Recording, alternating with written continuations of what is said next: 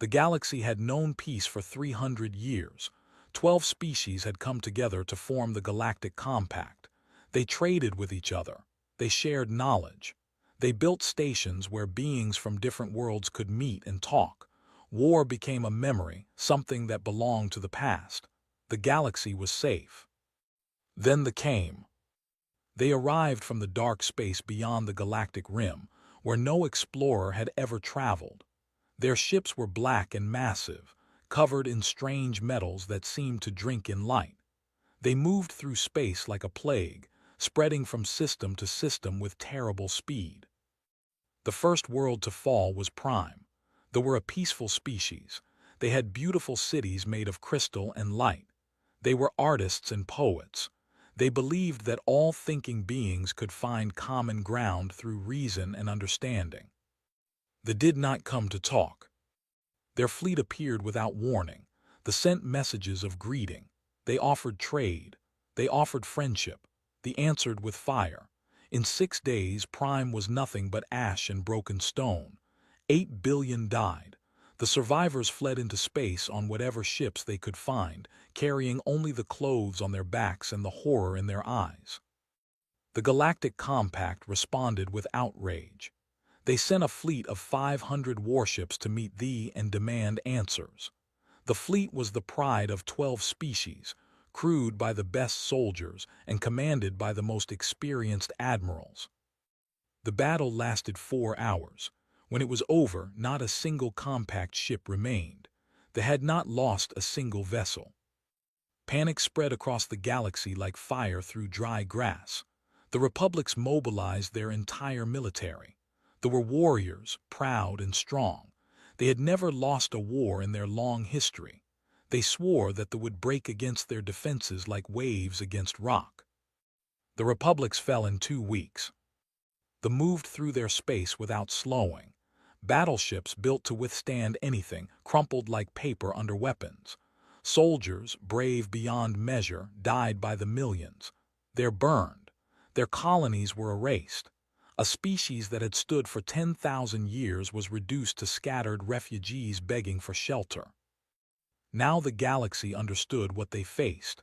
They were not invaders seeking territory. They were not conquerors looking for tribute. They were something far worse.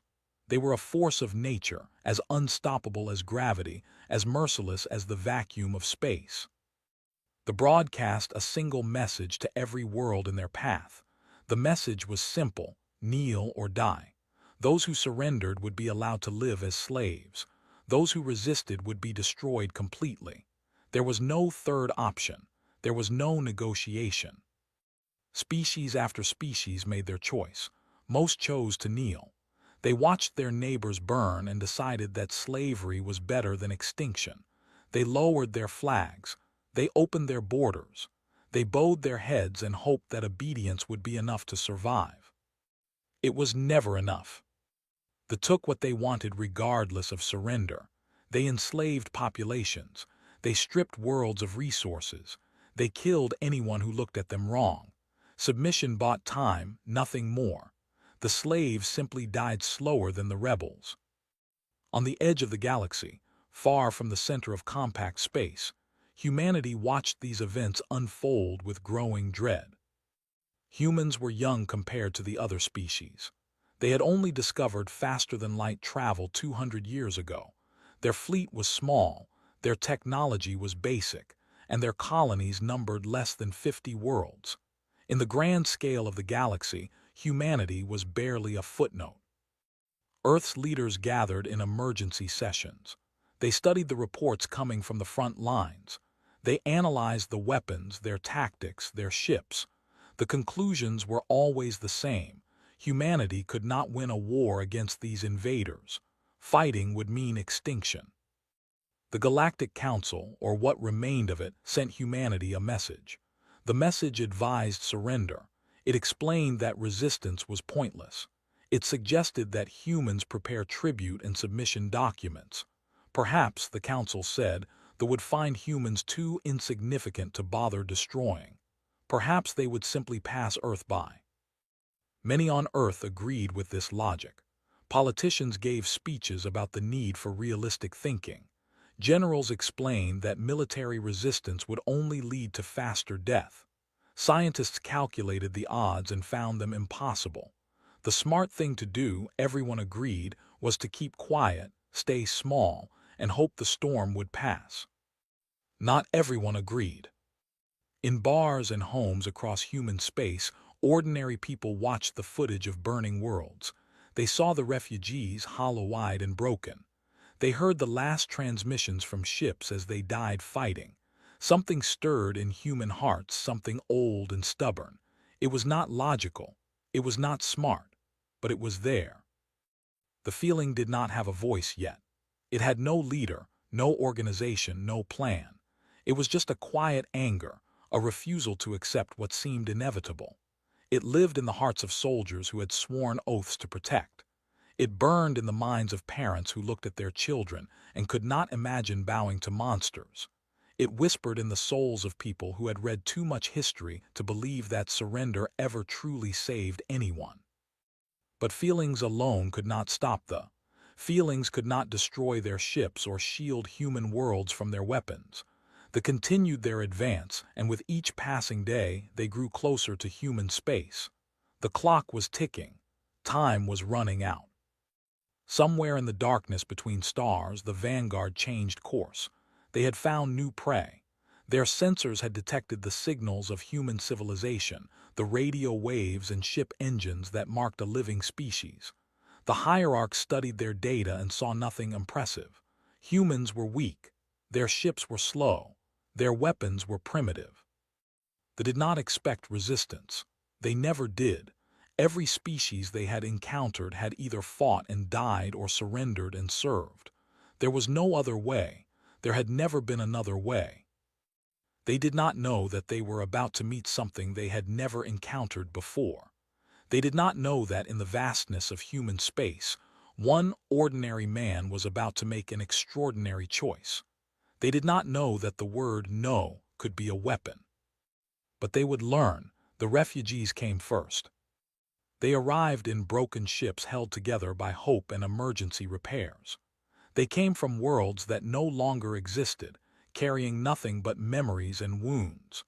They filled the stations at the edge of human space, thousands of beings from a dozen different species, all telling the same story. They could not be stopped. Captain Elias Vance stood at the viewing window of Outpost Sigma 7 and watched another refugee ship dock. The vessel was built, but it flew no flags. Its hull was with weapon burns. Through the transparent docking tube, Vance could see the passengers stumbling out. They moved like people who had forgotten how to hope. Vance was 53 years old. He had served in the United Earth Navy for 30 years. He had never fought in a real war because there had been no wars to fight. He had spent his career patrolling trade routes, chasing pirates, and protecting mining operations. His ship, the UES Defiant, was a patrol cruiser. It was fast and reliable, but it was not built for battle against an enemy like the. He watched a warrior help a child down the docking ramp. The warrior's arm was bandaged, and he walked with a limp. The child clung to him with desperate strength. They had probably never met before the escape. Now they were all each other had. The station commander, a tired woman named, walked up beside Vance. She handed him a data tablet. "Latest orders from Earth Command," she said. Her voice was flat. Vance read the message. It told all frontier vessels to avoid contact with the. It instructed captains to withdraw to core systems if the enemy approached. It explained that negotiations were being attempted and that military action would only make things worse. "They want us to run," Vance said. "They want us to survive," replied. "There is a difference." "Is there?" Did not answer. She looked out at the refugee ship. More passengers were coming out now, carrying small bundles and injured companions. Some of them were crying. Most were too exhausted for tears. "I spoke with some of the survivors yesterday," said quietly. "They told me about the final battle for their 50,000 ships, the largest fleet ever assembled by any species. They threw everything they had at the." "What happened?" The battle lasted 6 hours. The destroyed maybe 200 enemy vessels. The destroyed all 50,000. Hands tightened on the railing. 200 against 50,000. Those are not odds. That is mathematics telling us to give up. Vance said nothing. He understood the math. He had run the numbers himself 100 times. Human ships were slower than ships. Human weapons were weaker. Human shields could not withstand firepower for more than a few seconds. On paper, humanity had no chance at all. But paper did not show everything. Over the following days, more refugees arrived. They brought more stories, each one worse than the last. They told of worlds that had surrendered peacefully and been enslaved anyway. They told of populations worked to death in mining camps. They told of children taken from parents and never seen again. They did not want peace. They wanted obedience, absolute and eternal. Surrender did not save anyone. It just meant dying on your knees instead of your feet. Back on Earth, the government continued to argue about what to do. Some leaders wanted to fight. Most wanted to negotiate. A few wanted to flee, to pack whatever ships they could and run for the edges of the universe, hopping to find somewhere that would not follow. The military was split as well. Young officers, full of fire and idealism, demanded action. Old admirals who understood the numbers counseled patience. The debates went round and round, and while humans argued, they grew closer. Vance received orders to return the Defiant to Earth for reassignment. The frontier outposts were being abandoned. Resources were being pulled back to protect the core worlds. It was a sensible strategy. It was probably the right thing to do. He did not go. Instead, he took the Defiant to Seven, a small colony world at the very edge of human space. The planet was nothing special. It had been settled 40 years ago by farmers and miners looking for a quiet life. The population was about 40,000 people. They had no military value, no strategic importance, nothing that would matter in a galactic war. But they were human. They were families and children and old people who had worked hard to build something from nothing. They had schools and hospitals and farms. They had lives. The colonists welcomed the Defiant with relief and confusion. They had heard the news from Earth. They knew that the frontier was being abandoned. They had expected to be left alone. "Why are you here, Captain?" the colony governor asked. She was a sturdy woman named, with gray hair and hands roughened by years of farm work. Vance looked out at the colony from the governor's office window. He could see children playing in a park. He could see farmers working in fields of golden grain. He could see people living their lives, unaware of the darkness coming for them. "Someone has to be," he said. Studied him for a long moment. Earth Command ordered all ships back to the core. "You are disobeying direct orders." "Yes." "They could court-martial you." "They would have to survive first." Almost smiled. It was a tired smile, but it was real. "What do you think you can do against the with one patrol cruiser?" Vance thought about the question. He thought about the refugees he had seen, the stories he had heard, the numbers that said resistance was pointless. He thought about his crew, 63 men and women who had signed up to protect humanity, not to run away. "I do not know," he admitted. "But I know what I cannot do. I cannot leave these people to face the darkness alone. I cannot tell those children that no one thought they were worth protecting. I cannot look at myself in the mirror if I run." Nodded slowly. "My grandfather used to say something. He said that there are moments when a person has to choose who they are. Not who they want to be, not who they pretend to be, but who they really are in their heart." She turned to face Vance fully. "It sounds like you have made your choice." "I have." "Then God help you, Captain. God help us all." That night, Vance gathered his crew in the Defiant's mess hall. He told them the truth. He told them that orders had come to withdraw. He told them that he was going to disobey those orders. He told them that anyone who wanted to leave could take a shuttle to the nearest station with no punishment and no shame. No one left. They were not heroes. They were ordinary people, mechanics and pilots and engineers. They had families waiting for them back home. They had futures they wanted to live. But they also had something else, something that could not be measured or calculated. They had the stubborn human refusal to abandon those who needed them. 3 days later, the vanguard arrived in the system. The time for choices was over. The time for consequences had begun. The fleet dropped out of faster-than-light travel at the edge of the system. 40 warships, each one larger than anything humanity had ever built. They moved in perfect formation, black shapes against the stars, beautiful and terrible. On the bridge of the Defiant, Lieutenant was the first to see them on the sensors. Her face went pale. Her hands trembled over her console. She had read the reports about ships. She had seen the footage of battles. But reading and seeing were different from knowing that those ships were here now, coming for her. "Captain," she said, her voice barely steady, "we have contacts, 40 vessels, signatures confirmed." Captain Vance rose from his command chair. He walked to the main and stood there, hands clasped behind his back. The screen showed nothing but stars yet. The enemy was still too far away for visual contact, but he could feel them out there, a weight pressing against his mind. "Time to intercept?" he asked. "At their current speed, they will reach 7 in approximately 4 hours. 4 hours, that was all the time in the world. That was no time at all. The communication officer, a young man named Tors, looked up from his station. "Sir, we are receiving a transmission from Earth Command. Priority Alpha." "Put it through." The message played over the bridge speakers. It was Admiral, the commander of Earth's Defense Forces. Her voice was tired and strained. "To all vessels in the frontier sectors, this is a general order. Do not engage forces under any circumstances. Repeat, do not engage. Withdraw to designated rally points immediately. Negotiations are in progress.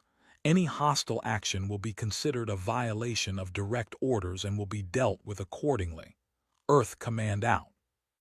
The bridge was silent. Everyone was looking at Vance. He thought about the order. He thought about what it meant. Negotiations. As if they had ever negotiated.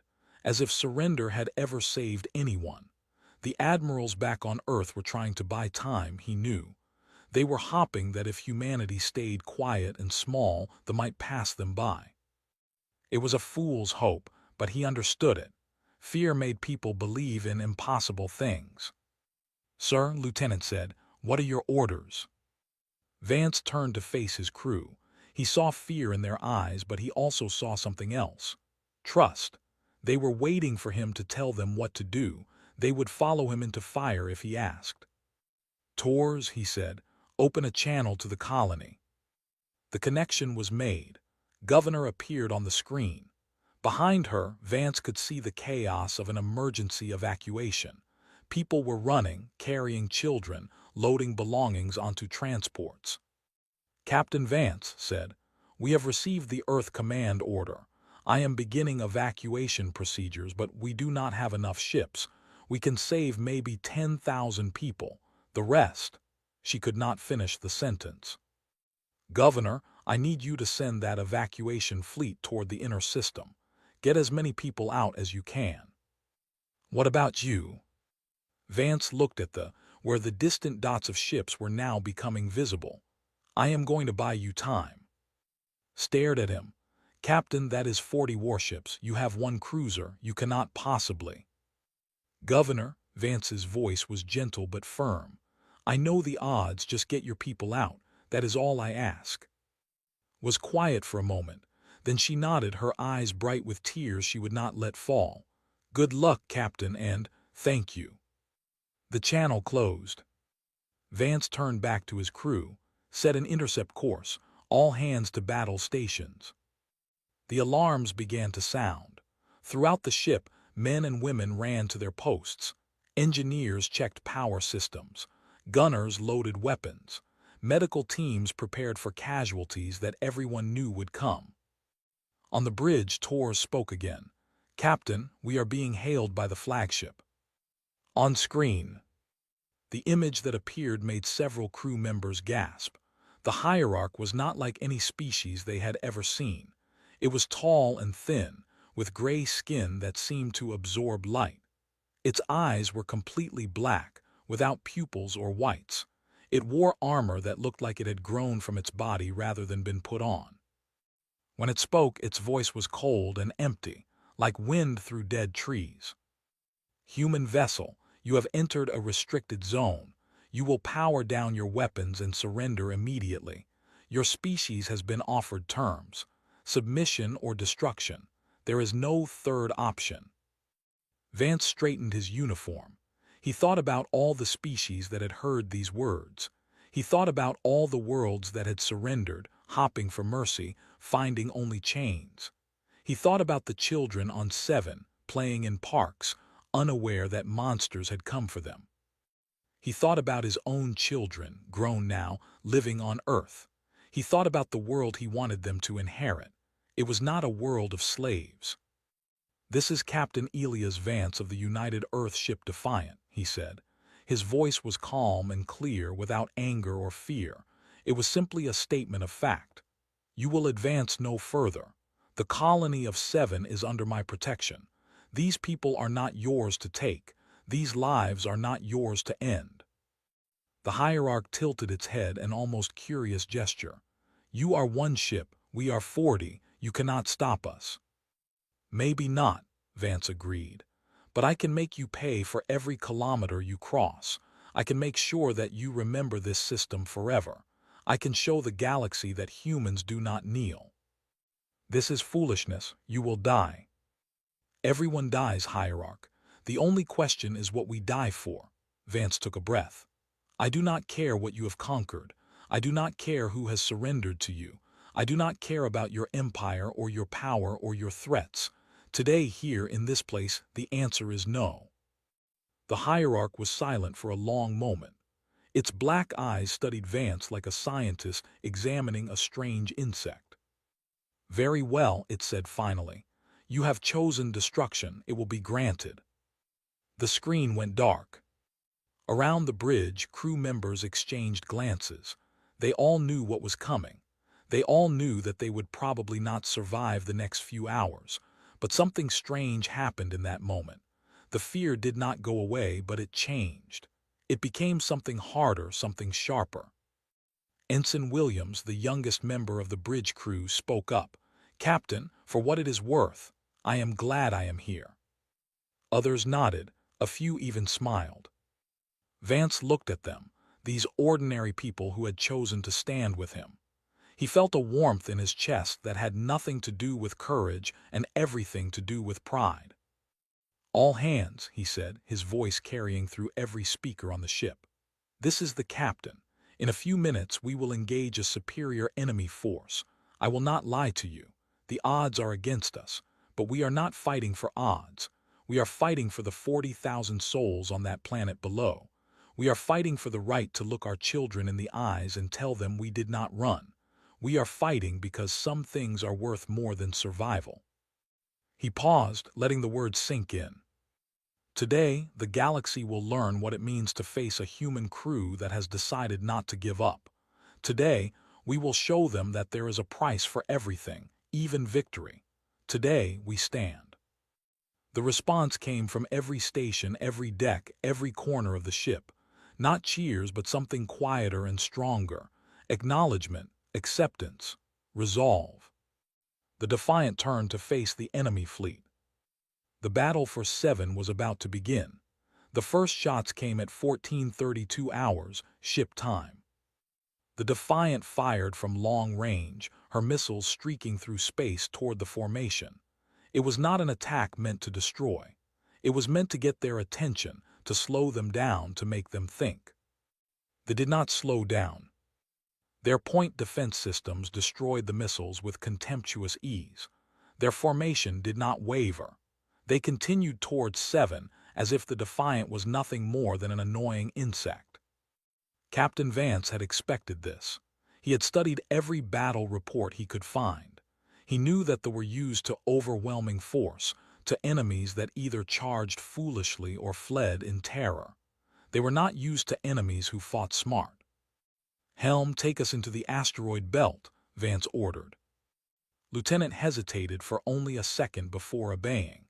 The Defiant dove toward the dense ring of rocks that circled the outer edge of the system. It was dangerous territory. One wrong move could smash them against a boulder the size of a building. But the asteroids also provided cover. They followed. They had no choice. The Defiant was between them and their target. They had to go through her. The battle in the asteroid belt was chaos. The Defiant weaved between tumbling rocks, using them as shields. She would appear from behind an asteroid, fire a burst of weapons, then disappear again before they could lock on.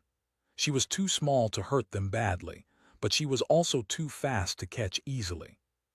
Chief Engineer Martinez worked miracles in the engine room. He pushed the engines harder than they were designed to go, somehow finding extra speed when it was needed most. His team ran from system to system, fixing damage almost as fast as it happened. The weapons crew, led by Lieutenant Commander, fired with precision and patience. They did not waste shots. Every missile, every energy beam was aimed at weak points. They could not destroy the ships, but they could hurt them. A damaged sensor here, a weakened shield there, small wounds that added up. They grew frustrated. They had never faced an enemy like this. Their usual tactics did not work. When they tried to surround the Defiant, she slipped through gaps in their formation. When they tried to chase her, she led them into asteroid collisions. When they tried to ignore her, she hit them from behind. An hour into the battle, the first ship fell.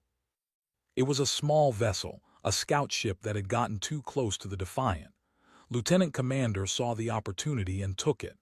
A full missile spread, aimed at the engines. The ship's shields held, but the impact pushed it into the path of a massive asteroid.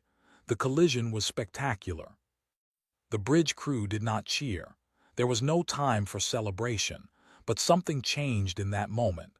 They had proved that they could be killed. The battle continued. Torres kept the communication channels open throughout the fight. He broadcast everything on every frequency, sending the signal across the galaxy. He knew that people were watching. He knew that on 100 worlds, beings who had given up hope were seeing something they had never seen before. A single human ship, fighting an impossible battle, refusing to die. The Hierarch ordered more ships into the asteroid belt. The battle grew more intense. The Defiant took her first serious hit at 1547 hours. A beam weapon punched through her shields and tore a hole in her port side. 3 crew members died instantly. Vance did not have time to mourn. He ordered the damaged section sealed and continued fighting. More hits followed. The Defiant's shields began to fail. Her hull was covered in burns and holes. Systems went offline one by one. The ship that had been sleek and fast was becoming a wounded animal, still fighting but growing weaker. At 1623 hours, Helm Officer took a hit. A power conduit exploded near her station, throwing her across the bridge. She did not get up.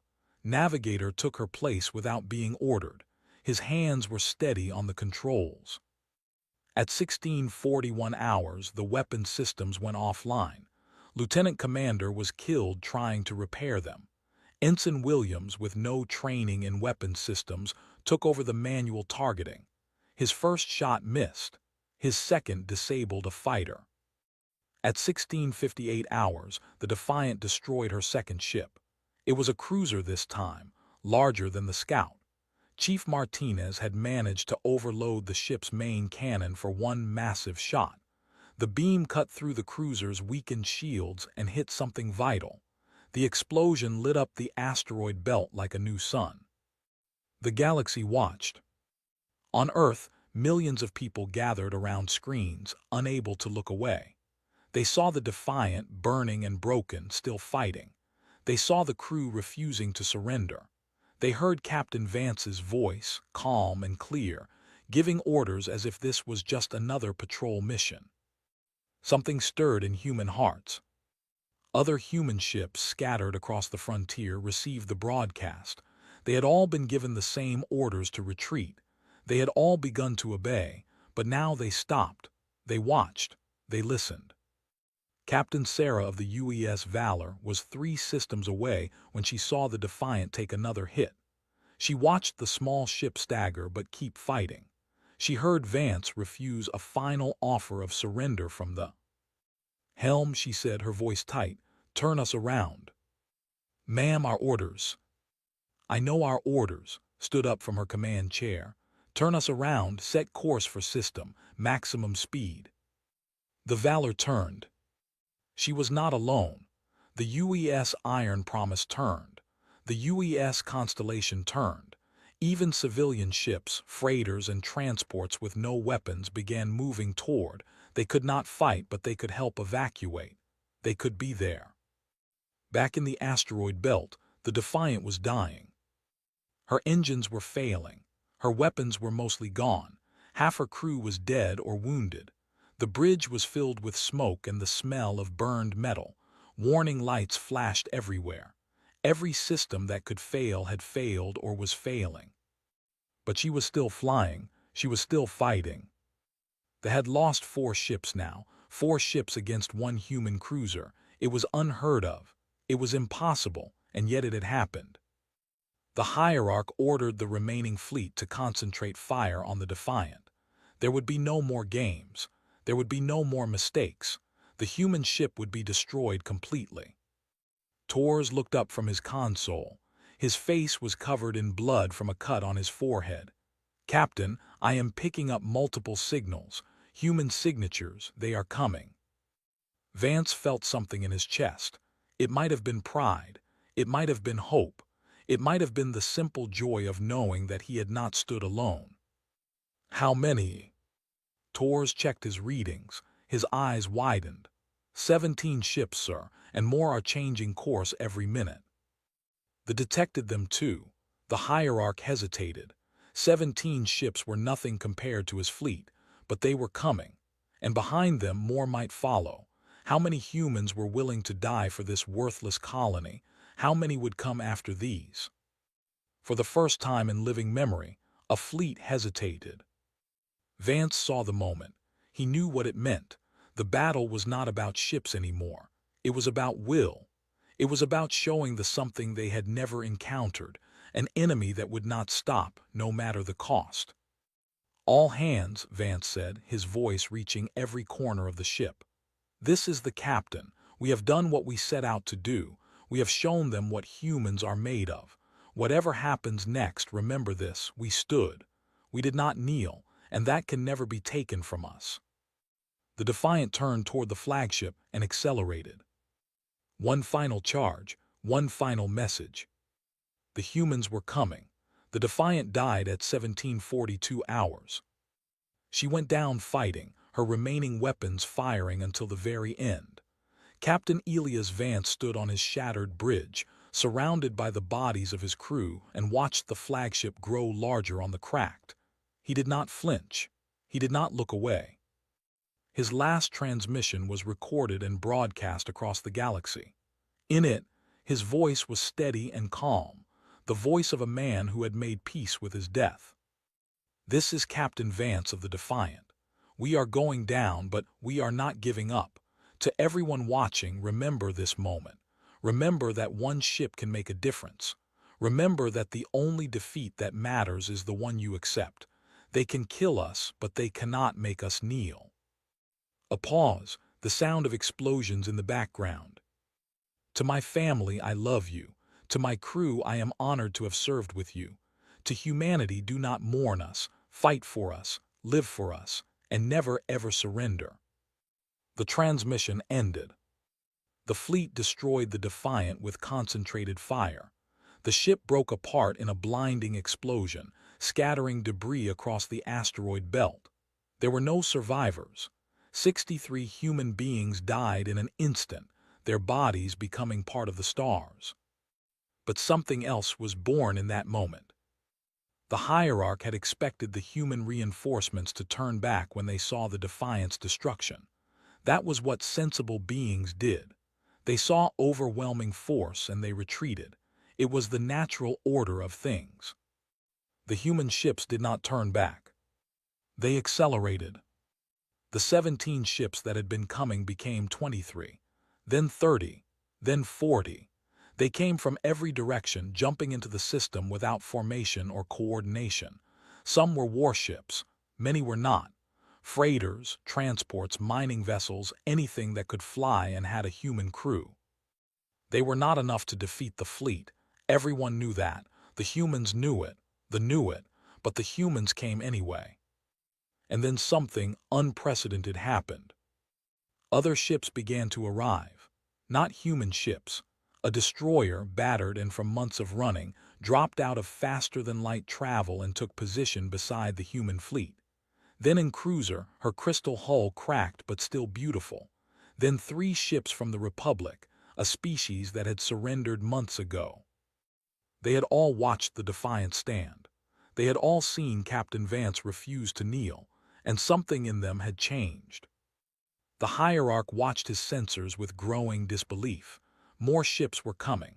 Every minute more signals appeared. The fleet gathering against him was still smaller than his own, still weak by standards, but it was growing. And behind it, across the galaxy, other signals were beginning to move. For the first time, the hierarch felt something unfamiliar. It took him a moment to recognize it, because it was an emotion his species had not experienced in thousands of years. Uncertainty. They had conquered through fear.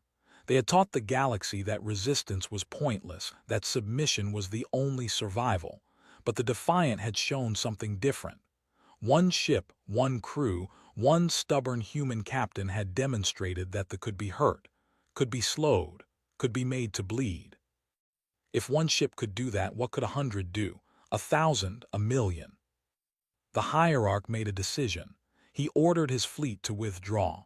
Not retreat, he told himself. Strategic repositioning. They would return with a larger force. They would crush this rebellion completely. But as his ships turned and jumped to faster than light, everyone watching knew the truth. The had blinked first. The battle for 7 was over. The humans had won. In the days that followed, the galaxy transformed. On Earth, the government that had counseled surrender was swept away. New leaders emerged, people who had watched the Defiant stand and understood what it meant. They did not promise easy victory or quick peace. They promised something harder and more valuable. They promised to fight. The shipyards of Earth began working around the clock. Factories that had been building consumer goods switched to military production. Scientists unlocked technologies that had been deemed too dangerous or too expensive. Volunteers lined up by the millions, people who wanted to serve, who wanted to be worthy of the crew of the Defiant. The other species of the Galactic Compact began to stir as well.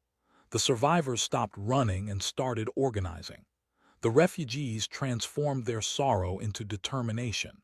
Even species that had fully surrendered began to resist, staging sabotage and rebellions across territory. The war was far from over. They were still powerful, still dangerous. They would return. They would fight back. Many more would die before the end. But something fundamental had changed. They had built their empire on the belief that they were unstoppable. That belief was gone now. Captain Vance and his crew had destroyed it as surely as they had destroyed those 4 ships. On 7, the colonists who had survived began to rebuild. They had lost friends and family in the evacuation. Their world bore scars from weapons that had slipped past the Defiant, but they were alive, they were free, and they remembered. 1 year after the battle, they built a monument. It stood in the central square of the colony's main city, visible from anywhere in the settlement. The monument was simple, a column of black metal from the wreckage of the Defiant, recovered from the asteroid belt. At the base of the column, they carved Captain Vance's final transmission. But above it, in letters that could be seen from space, they carved just one word. The word that had changed everything. The word that had turned the tide of a galactic war. No. That word spread across the stars. It was translated into 1,000 languages. It was painted on the hulls of warships and whispered in the cells of prisoners. It became a rallying cry, a prayer, a promise. When they returned, as everyone knew they would, they did not find a frightened galaxy waiting to submit. They found an alliance of free species, united by the example of one human ship and her crew. They found enemies who had learned that they could be defeated.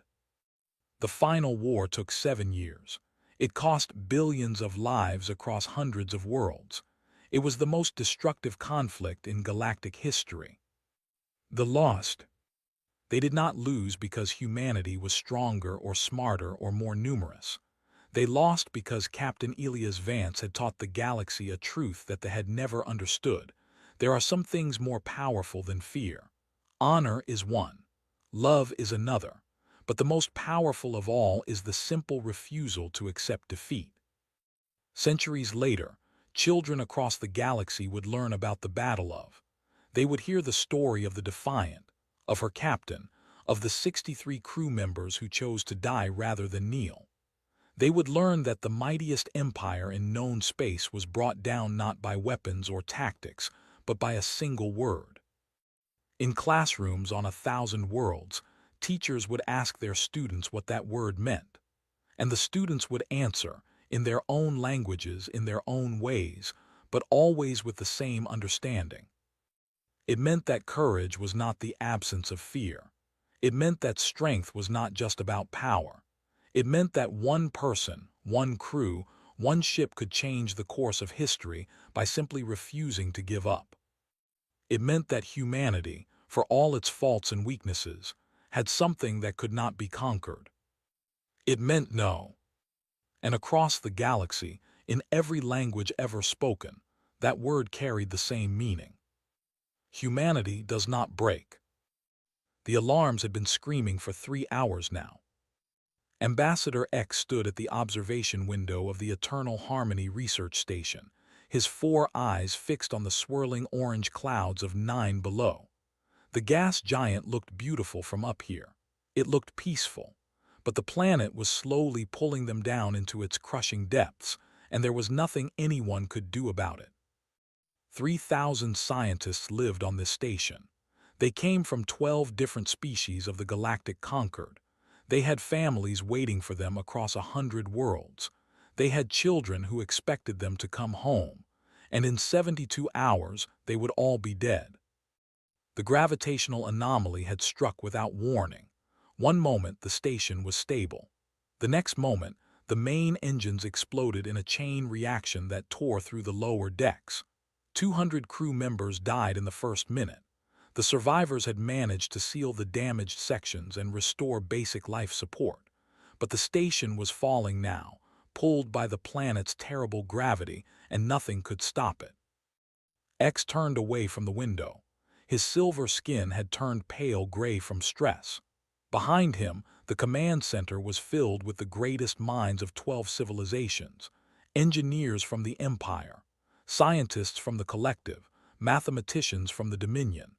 They had spent the last 3 hours running simulations, testing theories, and searching for any possible way to survive. Every simulation ended the same way: death. High Commander of the Empire stood near the main console. He was a tall creature with thick gray scales and eyes that had seen 1,000 battles. He had fought in wars that lasted centuries. He had watched entire fleets burn in the void of space, but he had never felt as helpless as he did right now. "The calculations are complete," said Chief Engineer, a small being with 6 arms and a voice that shook with fear. "We cannot repair the engines. We cannot slow our descent, and no rescue ship can reach us in time." "Explain," said X, though he already knew the answer. Pulled up a holographic display. It showed 9 surrounded by swirling patterns of red and orange. "The radiation storms around the planet are too intense. Any ship that tries to approach will have its systems destroyed. The gravitational shear will tear apart any vessel that enters the upper atmosphere. And even if a ship somehow survived both of those things, The electromagnetic interference would make navigation impossible. "So we wait to die," said A. His voice was flat and empty. "We have sent distress signals to every conquered world," said X. "Perhaps someone will find a way." But even as he said the words, he knew they were hollow. The galactic Concord had the most advanced technology in the known galaxy. If their engineers said rescue was impossible, then rescue was impossible. The math did not lie.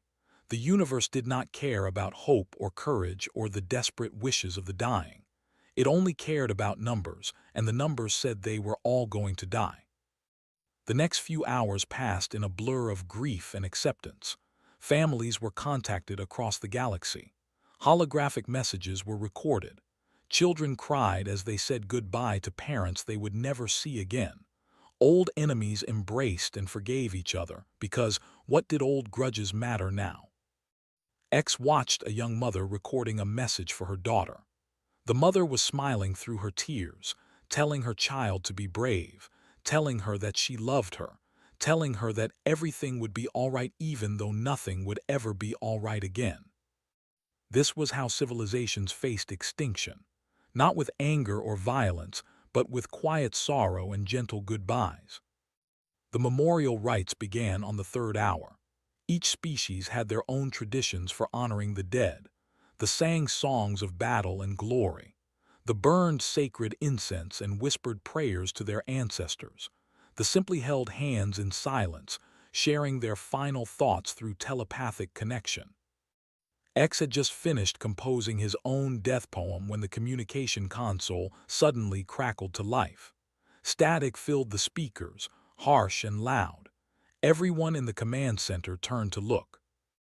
"Probably just interference from the storms," said. But then a voice cut through the static. It was a female voice, calm and clear, speaking in the common trade language of the conquered. "This is the UNSC Valor. We have received your distress signal. We are 3 days out from your position. Hold on, we are coming." Silence fell over the command center. X felt his heart stop beating for a moment. UNSC. That was a human designation. The humans were coming. A let out a harsh laugh. The humans, the species that only discovered faster-than-light travel 40 years ago, the primitives who still use chemical rockets for planetary launches. "They cannot possibly understand what they are saying," said. "They have not seen our calculations. They do not know that rescue is impossible." X moved to the communication console. His hands were shaking as he opened a response channel. "UNSC Valor, this is Ambassador X of the Galactic Concord. We appreciate your offer, but you must understand. The conditions around 9 make rescue impossible. The radiation storms alone would destroy any vessel. Please, do not throw away your lives in a futile gesture." The response came back almost immediately. The female voice sounded almost amused. "Ambassador, we read your data. We understand the risks. We are coming anyway. Just hold on." The channel went silent. A shook his massive head. "Foolish creatures. They do not understand what impossible means. They think courage can overcome physics. They think determination can defeat mathematics." "Perhaps they are simply young," said. "Young species always believe they can do anything. They have not yet learned the limits of the universe." X said nothing. He stared at the communication console, thinking about the calm confidence in that human voice. She had heard the calculations. She had seen the data, and she had simply said they were coming anyway. It was foolish, it was ignorant, it was completely irrational. So why did X suddenly feel something strange stirring in his chest? Why did he feel, for the first time in hours, something that might almost be called hope? He pushed the feeling down. Hope was dangerous. Hope made you believe in things that could never happen. The humans would try to reach them, and the humans would die, and then everyone on this station would die too. That was the truth. That was the mathematics. But still, that small spark refused to go out completely. 3 days. They had 3 days to wait and see if the impossible could somehow become possible. Captain stood on the bridge of the UNSC Valor and studied the data streaming across her screens. The numbers were bad. The numbers were very, very bad. Radiation levels that would fry their sensors, gravitational forces that would crush their hull, electromagnetic storms that would turn their navigation computers into expensive paperweights. Any reasonable person would look at these numbers and turn around. Had never been accused of being reasonable. "Talk to me, Sam," she said, turning to the thin man hunched over a console covered in scribbled equations. "Tell me you found something." Dr. Samuel looked up with wild eyes and a grin that made him look slightly insane. His dark skin was shiny with sweat, and he had not slept in 2 days. "I found something, Captain. It is completely crazy and it will probably kill us all, but I found something." "That's what I like to hear. Show me." Samuel pulled up a holographic display of 9 and its surrounding space.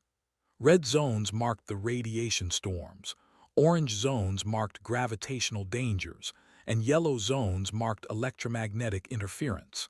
Together, they formed a wall of death around the dying station. "Everyone has been trying to avoid the radiation storms," said Samuel. "They think of the storms as obstacles, but what if we think of them as tools instead?" Chief Engineer Maria walked over, wiping grease from her hands. She was a short woman with gray streaks in her black hair and muscles earned from 30 years of fixing ships that should not be fixable. "Tools. Those storms would cook us alive." "Only if we fight against them," said Samuel. "But if we ride them, if we let the electromagnetic currents carry us, we could use the storm's energy to boost our speed. We would move so fast that we pass through the danger zone before it can destroy us." The bridge was silent for a moment. Lieutenant, the best pilot in the fleet, let out a low whistle. "You want us to surf a radiation storm into a gravity well while our sensors are blind?" "Yes," said Samuel, still grinning. "Is that a problem?" Laughed. "Hell no, that sounds like fun." Looked around at her crew. These were the people who had volunteered for this mission, Marines who had fought in a dozen wars, engineers who had rebuilt ships in the middle of space battles, pilots who had flown through asteroid fields for sport. They were all a little crazy, and that was exactly why she had chosen them. "All right," she said. "I need you to modify our shuttles. Extra hull plating, boosted shields, and whatever else you can think of. We have 48 hours before we reach 9. Nodded. "I will need to break about 17 Concord engineering regulations." "Break 20. I want those shuttles tough enough to survive hell." "Yes, Captain." Turned back to the communication console. "Open a channel to the Eternal Harmony. Let them know we are coming." The connection took a few minutes to establish through the interference. When it finally cleared, found herself looking at a silver-skinned alien with 4 eyes that held equal parts hope and despair. "Ambassador X." "Captain," said the ambassador, "I must again urge you to reconsider. Our engineers have run every possible simulation. There is no scenario in which a rescue succeeds. You will only be adding your deaths to ours." Smiled. "Ambassador, where I come from we have a saying. The math does not know who it is dealing with." "I do not understand." "You do not need to. Just hold on. Keep your people alive for 3 more days. We are going to get you out of there." X stared at her through the screen. Why would you risk your lives for strangers? We are not even the same species. You owe us nothing." Paused. It was a good question. She had asked herself the same thing when the distress signal came through. She had a ship full of people with families of their own. She had no obligation to fly into certain death for aliens she had never met. But the answer was simple, really. "Because you asked for help," she said, "and we were close enough to answer. That is what humans do." She closed the channel before the ambassador could respond. The next 48 hours were chaos, and her team tore apart 3 shuttles and rebuilt them from scratch. They welded extra layers of titanium plating to the hulls. They rerouted power from non-essential systems to boost the shields. They installed manual backup controls for when the electromagnetic interference fried the computers. Samuel barely slept at all. He spent every hour refining his calculations, searching for the perfect angle and speed to ride the radiation storms. One wrong number could mean death for everyone. The Marines prepared their equipment. Heavy EVA suits designed for the worst environments, cutting tools for getting through damaged station walls, medical supplies for treating injuries. They trained in zero gravity, practicing rescue procedures until they could do them blindfolded. Spent hours in the simulator, practicing the insane maneuvers they would need to pull off. Again and again, the simulations ended in failure. But each time he learned something new. Each time he got a little closer to success. On the final night before they reached 9, walked through the ship and talked to her crew. She did not give speeches about glory or duty. She simply asked each person if they understood what they were facing. Every single one of them said yes. Every single one of them said they were ready. Private Torres, the youngest Marine on the ship, looked up with serious eyes. "Captain, do you think we can really do this? Save all those people?" Thought about lying. She thought about giving the confident answer that leaders were supposed to give, but Torres deserved better than that. "I do not know," she said honestly. "The odds are against us. We might fail, we might die. But I know that if we do not try, 3,000 people definitely die. So we have to try. That is all we can do." Torres nodded slowly. "That is enough for me, Captain." The Valor dropped out of faster-than-light travel at the edge of the 9 system. Immediately, alarms began screaming as sensors detected the deadly conditions ahead. Radiation spikes, gravity fluctuations, electromagnetic chaos. Stood on the bridge and looked at the swirling orange hell that waited for them. "All hands," she said over the ship-wide communication system. "This is Captain. In 1 hour we launch the rescue shuttles. I am not going to lie to you. This is going to be the hardest thing any of us have ever done. But there are 3,000 people down there waiting for us. They have been told that rescue is impossible. Today, we are going to prove that nothing is impossible." She paused and took a deep breath. "Launch stations. Let us go save some lives." Across the ship, her crew moved to their positions. Engineers made final adjustments. Marines checked their equipment one last time. Pilots strapped themselves into their seats. Looked at the modified shuttle she had spent 2 days rebuilding. It was ugly. It was covered in welded plates and exposed wiring. It violated every safety regulation ever written. She crossed herself and whispered a quick prayer. "Either this works," she muttered, "or we become a very interesting debris field." 3 shuttles launched from the UNSC Valor and flew straight toward the swirling clouds of death. Lieutenant gripped the controls of the lead shuttle, his knuckles white with tension. Behind him sat 12 Marines and 2 engineers, all strapped into crash seats and trying very hard not to think about what was coming. On his left and right, 2 more shuttles flew in tight formation, carrying another 30 humans into the abyss. "Valor, this is Shuttle 1 said. "We are beginning our approach. See you on the other side." Captain's voice crackled through the radio. "Good luck, Lieutenant. Bring them home." The first radiation storm hit them like a hammer. The shuttle shook violently as waves of deadly energy washed over the hull. Alarms screamed. Warning lights flashed. The temperature inside rose 20 degrees in seconds. "Shields holding," reported the engineer behind, "barely." "Good enough, here we go." Pushed the throttle forward and aimed directly at the heart of the storm. Every instinct screamed at him to turn away. Every training manual ever written said this was suicide. But doctors' calculations were clear. The only way through was straight through. The electromagnetic current caught the shuttle like a leaf in a river, felt the ship accelerate beyond anything its engines could achieve. The stars outside blurred into streaks of light. His body pressed back against his seat as the G-forces built and built. "Shuttle 3 is in trouble," someone shouted over the radio. Could not look. He could not afford to take his eyes off the sensors for even a second, but he heard the frantic voices of Shuttle 3's crew as a piece of debris struck their engine. He heard them fighting to regain control. He heard Lieutenant Park order everyone to hold on. Then he heard nothing but static. "Shuttle 3 report," yelled Park. "Do you copy?" The static cleared for just a moment. Park's voice came through, strained but alive. "Shuttle 3 is returning to Valor. Engine damage too severe. Sorry, you are on your own. 2 shuttles now. 42 humans to save 3,000 aliens." The math was getting worse by the minute, but did not have time to think about math. The exit window was approaching fast.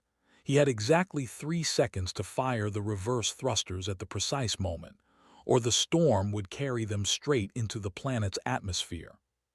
3, 2, 1. He fired. The shuttle screamed in protest as it fought against the electromagnetic current. Metal groaned. Systems flickered. For one terrible moment, thought they were not going to make it. Then they broke free. The shuttle shot out of the radiation storm like a bullet from a gun. Nine's upper atmosphere spread out below them, a sea of orange and red clouds that looked almost beautiful if you did not know they were filled with crushing pressure and deadly gases. And there, hanging above the clouds, was the Eternal Harmony Station. It was huge, a massive ring of metal and glass that had once been home to the greatest scientific minds in the galaxy. But now it was wounded. Entire sections were dark.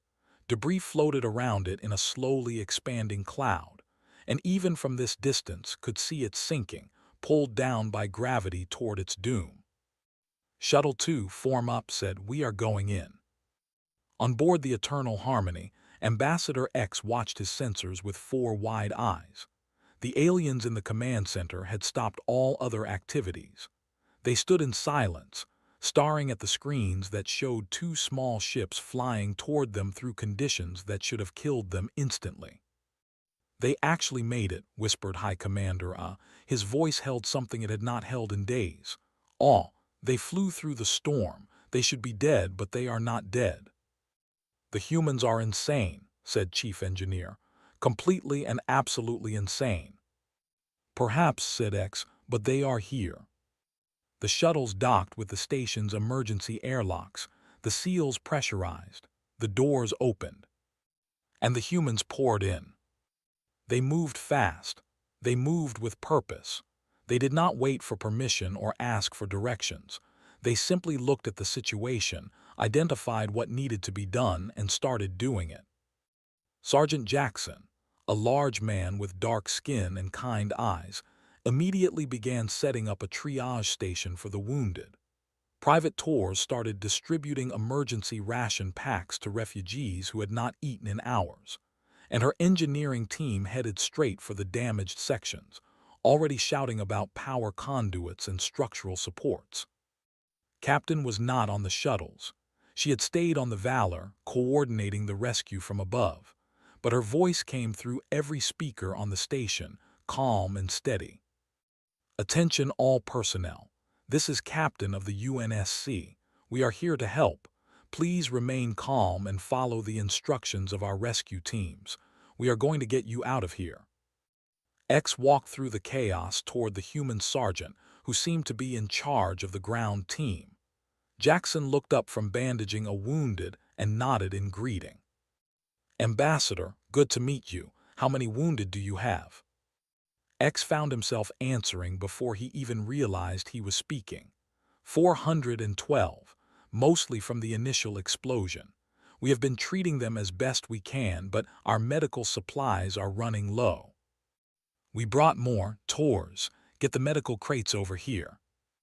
The young human woman ran over with 2 large containers. She smiled at X as she passed, a bright and genuine smile that seemed completely wrong for the situation they were in. "Why are you smiling?" X asked her. "We are all still going to die." Tors paused and looked at him with confusion in her eyes. "No, we are not. We are here to rescue you." "But the math." "Sir, with respect, forget the math." Tors set down the medical containers and put her hand on the ambassador's arm. "We are humans. We do not let math tell us what is possible. Now please help me distribute these supplies. We have a lot of work to do." X stood frozen for a moment. He had spent 3 days accepting his death. He had said goodbye to his family. He had written his final poem. And now this young human was telling him to forget all of that and start working. It was ridiculous. It was irrational. It went against everything the galactic Concord believed about the nature of reality. But then he looked around and saw humans and aliens working side by side. He saw hope returning to faces that had been empty for days. He saw wounded being treated, scared children being comforted, broken systems being repaired. And he realized something that changed everything. The humans had not come here with a guarantee of success. They had come here knowing they might fail. They had come here knowing they might die. They had come here anyway, because saving lives was more important than calculating odds. Perhaps that was the difference between humans and everyone else. The galactic Concord looked at impossible situations and accepted defeat. Humans looked at impossible situations and asked, "How do we do it anyway?" High Commander approached image on the communication screen. His face was different now. The mockery was gone. In its place was something that looked almost like respect. "Captain," he said, "you actually came. After everything I said about your people, about your ignorance and foolishness, you came anyway. Why?" His face was tired but determined. "You sent a distress signal. We answered. That is what humans do." "But how did you survive? How did you fly through conditions that should have killed you?" Smiled. "Commander, there is a lot of should in that sentence. Humans are not very good at should. Now, we have 31 hours before this station hits the atmosphere. I suggest we stop talking and start evacuating." The station shuddered beneath their feet. Another support beam had collapsed somewhere in the lower levels. 31 hours, 3,000 souls, 2 shuttles. The real work was just beginning. The numbers did not work. Sergeant Jackson stood in the command center and stared at the calculations on his. 2 shuttles, 40 seats each, 3,000 people to evacuate. Even if they flew constantly for the next 30 hours, making trip after trip between the station and the Valor, they could only save maybe 800 people. That meant over 2,000 would die. Jackson was a soldier. He had made hard choices before. He had left wounded behind when there was no other option. But this was different. This was not a battlefield where death was expected. This was a station full of scientists and families and children who had done nothing wrong except be in the wrong place at the wrong time. He could not accept those numbers. He refused to accept those numbers. He called out, "Get over here, we need to think bigger." Chief Engineer jogged over, her face covered in grease and sweat. She had been working non-stop since they arrived, patching systems and reinforcing bulkheads. "What do you need?" "We cannot evacuate everyone with the shuttles. Not enough time, not enough space. We need another option." Frowned and pulled up a schematic of the station on her. The station has auxiliary thrusters, small ones meant for orbital adjustments. If we could get them working, we might be able to slow the descent, buy more time. "Can you fix them?" "The control systems are fried, the fuel lines are damaged, half the thrusters themselves are probably melted." Paused and looked Jackson in the eye. "But I did not say I could not fix them. I said they are broken. Those are 2 different things." Jackson smiled. "That is the spirit. Take whoever you need, get those thrusters working." Grabbed 4 aliens who looked like engineers and started barking orders in a mix of English and gestures. The aliens followed her, clearly confused, but somehow trusting this strange human who acted like impossible things were just ordinary problems to solve. Meanwhile, Captain had brought the Valor closer to the station. The massive ship hung in the upper atmosphere, its shields straining against the radiation and pressure. It was never designed to operate in these conditions. Every minute it stayed here was another minute of damage to its systems. But did not leave. She extended the Valor's shields outward, wrapping them around the station like a protective blanket. It was not much, but it slowed the electromagnetic interference enough for the shuttles to make faster trips. "Captain, hull temperature is reaching critical levels," reported her first officer. "We cannot maintain this position much longer." "How much time do we have?" 20 hours, maybe less." Nodded. "Then we better work fast." Down on the station, the evacuation had begun. The first shuttle left with 80 people crammed into a space meant for 40. They sat on floors, held onto walls, pressed together so tightly that nobody could move. It was uncomfortable and dangerous, and violated every safety regulation ever written. Nobody complained.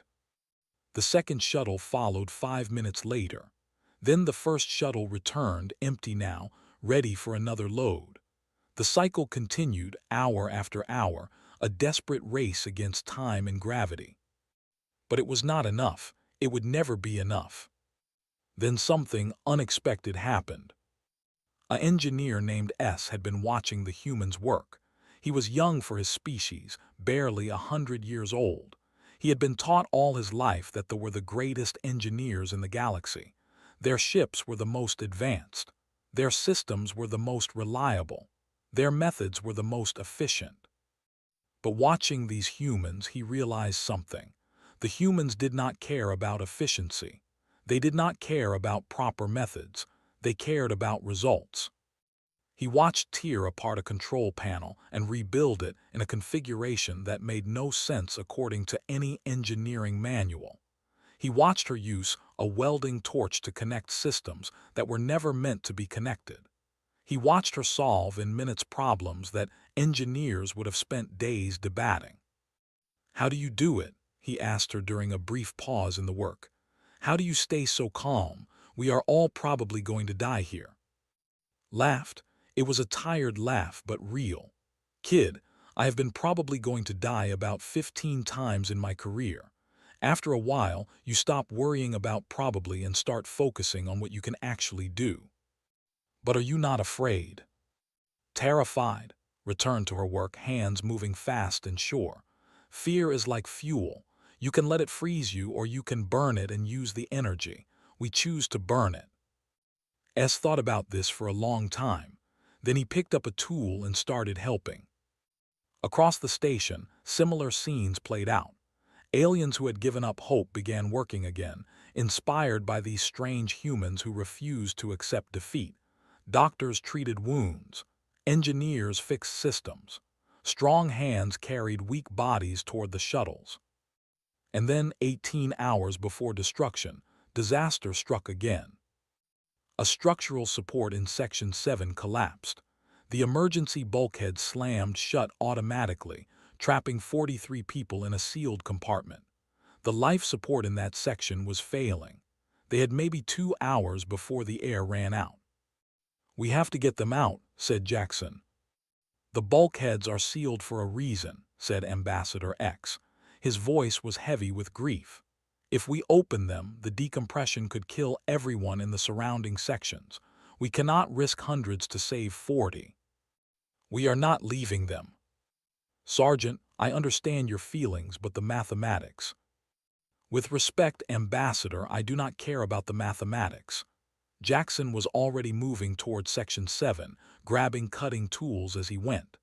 "Tors, Williams, you are with me. Everyone else, continue the evacuation." The 4 humans moved through the damaged corridors toward the sealed bulkhead. Radiation levels were high here. The artificial gravity was failing, making them bounce with each step. Warning signs in a dozen alien languages told them to turn back. They did not turn back. When they reached the bulkhead, Jackson could hear voices on the other side, crying, praying, the sounds of people who had accepted their death. "We are going to cut through," he announced. "Everyone on the other side move away from the door. We are coming to get you." The cutting began. Sparks flew. Metal screamed. The temperature rose until the humans were sweating through their suits. "Oxygen levels in Section 7 are at 12%, reported Tors, watching her scanner. "They are running out of time." "Cut faster." The blade broke through. Jackson and his team pulled the metal apart with their bare hands, ignoring the sharp edges that sliced through their gloves and into their skin. On the other side, 43 aliens stared at them with wide eyes. Most of them were children. Children, their silver skin pale from oxygen deprivation, their telepathic cries of fear filling the air. Tors did not hesitate. She grabbed the nearest child and passed it to, then grabbed another and another. The humans formed a chain, passing children from hand to hand, moving them away from the dying section and toward safety. The last child was handed through just as the life support in Section 7 finally failed completely. The humans sealed the breach behind them and collapsed against the wall, gasping for breath. Tors was the worst off. She had pushed herself too hard and now she could barely stand. But she was smiling, that same bright, impossible smile from before. "Told you," she whispered to no one in particular. "We do not let math tell us what is possible." When finally got the auxiliary thrusters working, the station shuddered and groaned. Then, slowly, impossibly, the descent began to slow. It was not much. They were still falling. They would still hit the atmosphere eventually, but now they had 12 more hours to evacuate. Ambassador X stood in the command center and watched humans and aliens working together. He watched them carry the wounded, comfort the scared, fight against the inevitable with every breath they had. And for the first time in his very long life, he understood something about the universe that no calculation could ever capture. Hope was not about numbers. Hope was about choosing to fight even when the numbers said you could not win. The humans had taught him that, and he would never forget it. 6 hours remained. The station was dying. Everyone could feel it now. The floors shook constantly. The lights flickered every few seconds. The air tasted wrong, filled with the smell of burning metal and leaking chemicals. Nine's orange clouds were no longer below them. They were around them, pressing against the weakening shields, hungry to crush everything inside. But the evacuation was almost complete. 2,700 aliens had been transported to the Valor. The great ship was packed beyond capacity, with refugees filling every corridor, every room, every empty space that could hold a living body. Its shields were failing. Its hull was burning, but it held on, refusing to leave until the last possible moment. 300 aliens remained on the station. They were trapped in the lower decks, sealed behind emergency bulkheads when a power surge had locked the systems down. The shuttles could not reach them. The internal passages were blocked by debris. They were going to die. Captain looked at the data on her screen and made a decision that would either save everyone or kill them all. "Bring the Valor down," she ordered. Her first officer stared at her.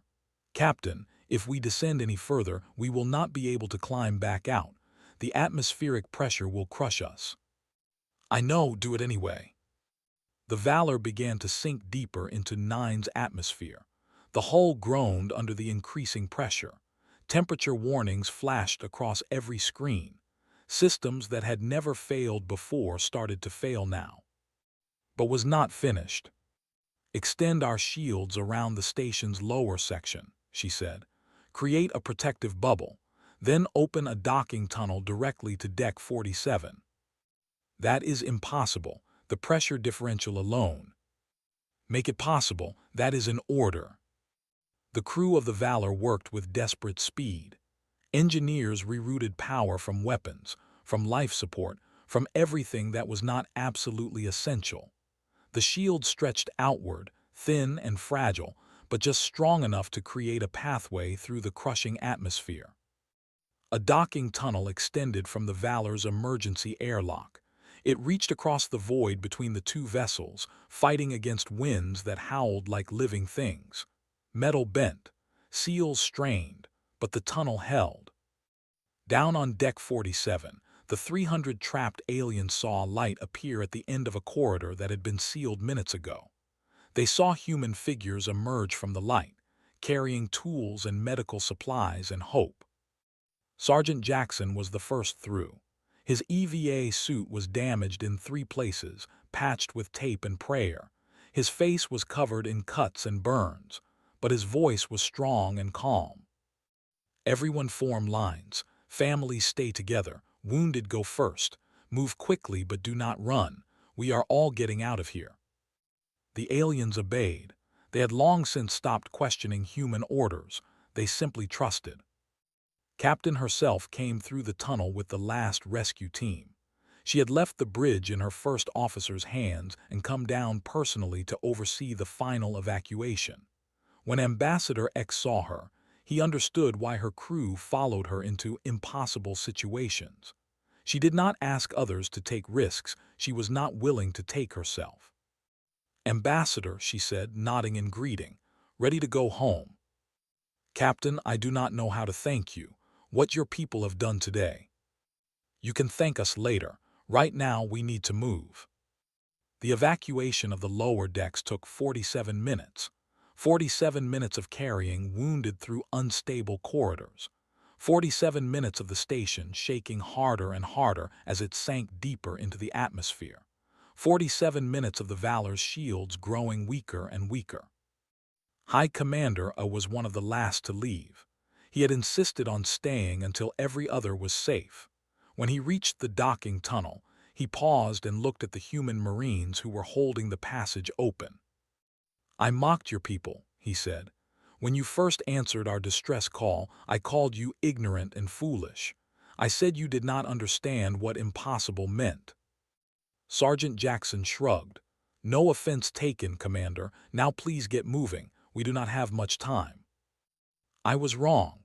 A's voice was thick with emotion. "I have fought in 1,000 battles. I have seen warriors from every species in the galaxy, but I have never seen warriors like you. You do not fight with weapons alone. You fight with something else. Something I do not have a word for in my language." Jackson smiled. "We call it stubbornness, sir. Now go, the captain is waiting."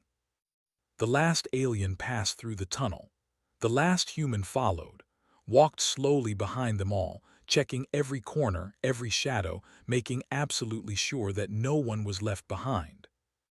When she finally stepped onto the Valor, she turned and looked back at the Eternal Harmony one last time.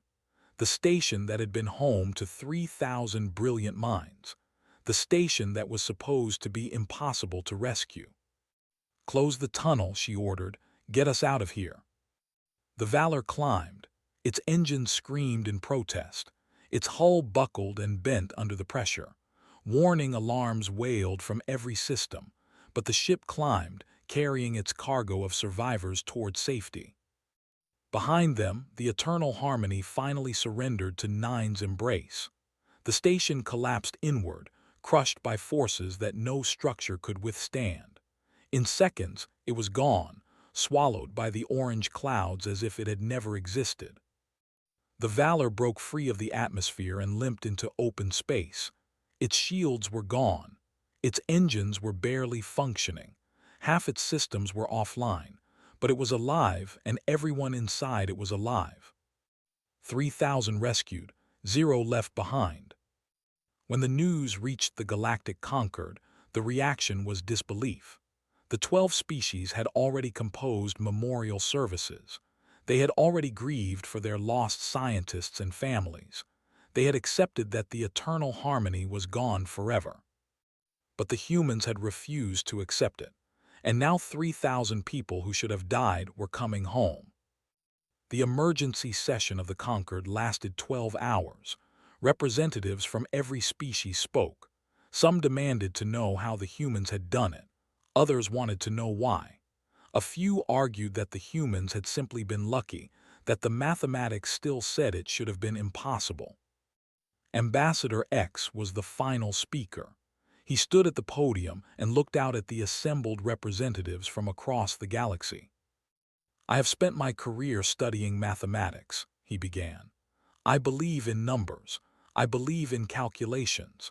I believe that the universe operates according to rules that can be measured and predicted.